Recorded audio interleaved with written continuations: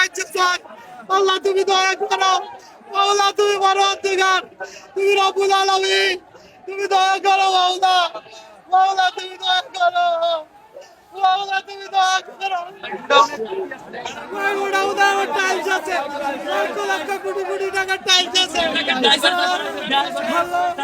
আল্লাহ আল্লাহ তুমি দয়া করো। আমার এখানে টাইলসের দোকান। এটা ফাঁকা করতে পারবেন না এখন? না, বাগানের কোনো ইয়ে নেই, কোনো অপশন নাই।